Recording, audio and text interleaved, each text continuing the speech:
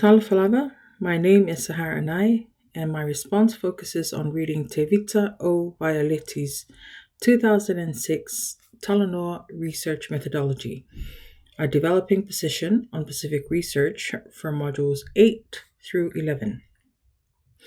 Violeti argues that Talanoa is not simply a form of conversation, but a research methodology grounded in Pacific worldviews, particularly relationality, spirituality, and reciprocity.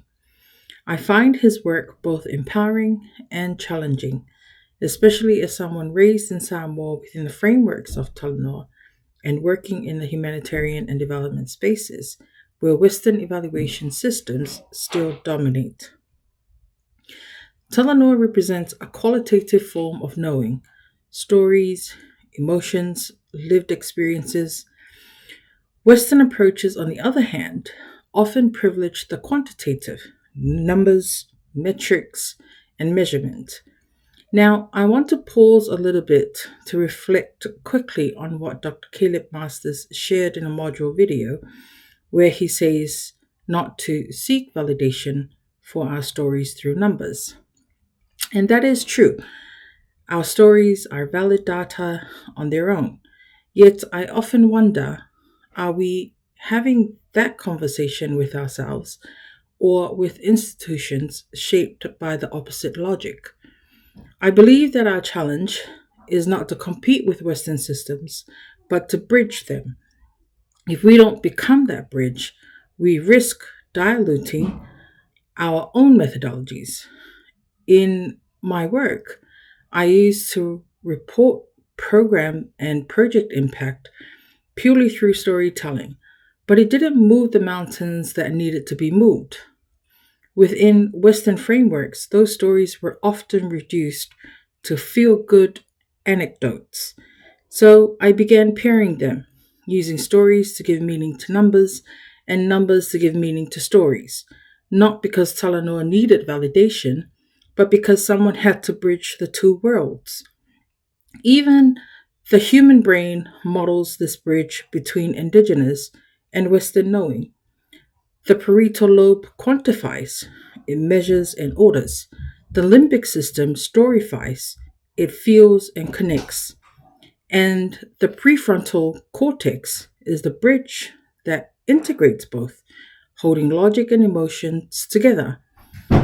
Just as the brain cannot function with only one hemisphere of knowing, research cannot thrive with only one epistemology. Story and number, feeling and metric belong together. For example, in our project, I will report 3 rainwater harvesting systems, 2 tanks of 22,500 liters each, 200 tap stands, impacting 700 people. Great numbers. But what does that mean? Who is elevated through those numbers? But Talanoa brings those numbers to life. Talanoa with mothers in the community, for example, one mother would share, I feel happy and filled with purpose. My home is more in harmony today than years ago. We used to walk for hours for water. The children missed schools. My husband and I argued often, but now there's a water tap right outside my door. I cook more meals, tend to my garden, talk with my husband, even help my children with homework. They are healthier and happier, so I can return to weaving. Soon, I can return to weaving. See, that is Talanoa, the data with spirit, story with evidence. And this is what Violeti called for, a methodology that honors knowledge, not only in what is measured, but in what is felt and lived. Now, Violeti's 2006-2013 positions Talanoa as a Pacific research methodology, a way of producing knowledge through genuine relationship, empathy, and reciprocity. It is a personal encounter where people story their issues, realities, and aspirations, generating mo'oni, truth born of trust and shared humanity. He draws on Tongan values such as ofafeunga, compassion expressed with appropriateness, potoheanga, wisdom through collective care, and tahiva, maintaining relational space. Knowledge is gifted, not extracted, and the researcher carries an ongoing obligation to honor that gift. Violetti critiques Western notions of validity and reliability as ill suited for Indigenous contexts, proposing trustworthiness and relational integrity instead. Because Talanoa transforms both researcher and participant, consistency is neither possible nor desirable. The value lies in deep evolving connection. Subsequent Pacific scholars affirmed this view. Leanne Young and Upirisa 2023 emphasized Talanoa's empathetic core, while Napopo Papa 2008 and Wa'ai 2017 remind us that Pacific knowledge is grounded in Wa, the sacred relational space between people and land. Ultimately, Violetti offers a decolonizing praxis, restoring voice, spirit, accountability to research. Now, I strongly agree that Talanoa offers a decolonizing framework for research. Like Linda Tuiwai Smith and Tharman 2003, Violetti reframes research as an act of self-determination, returning agency to Pacific voices long marginalized by extractive traditions. He redefines rigor as reciprocity and accountability rather than control and replication. This mirrors how I've designed our development projects and programs today. Communities co-create outcomes rather than merely supply data. The principles of Ofafeunga and Tauhiva guide this practice, compassion with appropriateness and care for the relational space.